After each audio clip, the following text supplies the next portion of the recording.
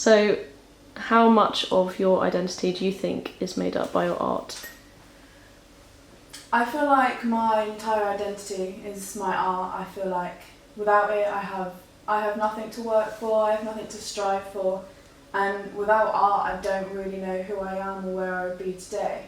The fact that I live in Brighton has been brought here because of my art. I feel like, and Brighton is just an extension of me at this point.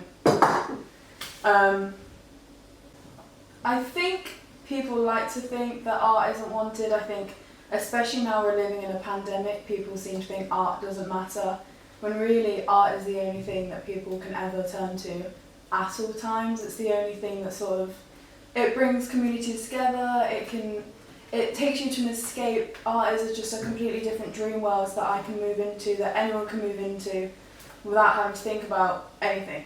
Like a pandemic, life itself, none of it matters when you make art. It can be anything to you. It can be whatever you want it to be.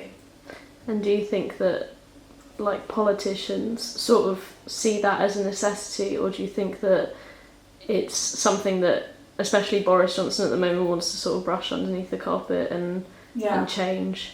No, politicians certainly don't see this as a necessity.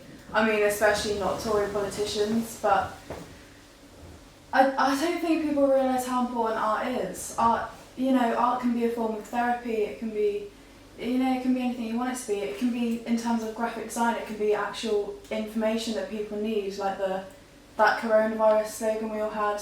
That was a form of graphic design, a form of art, and politicians want to brush it under the rug because it doesn't feel like it should be important. It's not frontline, it's not the NHS, it's not the police, but it's a mental health thing.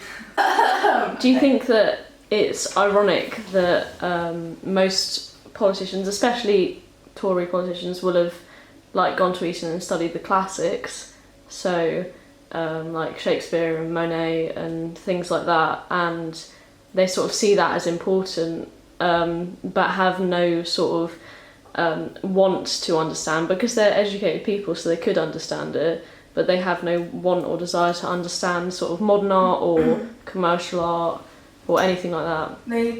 They think it's important in terms of educational purposes and in terms of historical purposes, but I think that's where the line stops for them.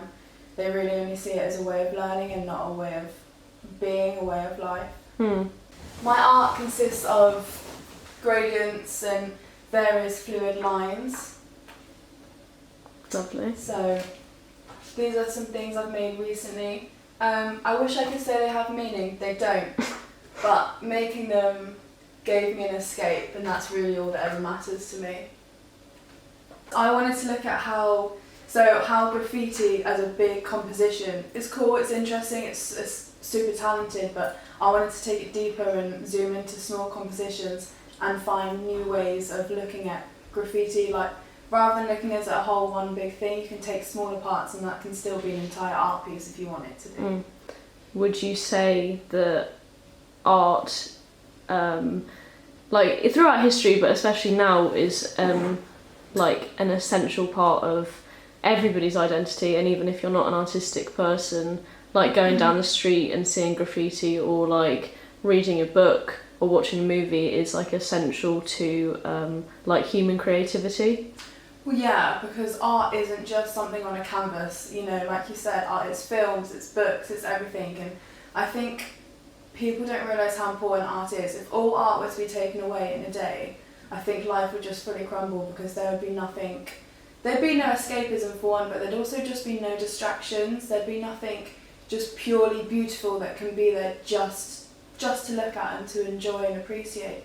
And you think even the colour on your wall is kind of a form of art, because otherwise everything would be black and white, and I don't know, life would just be a bit more miserable, I think, and I think we just don't really need that.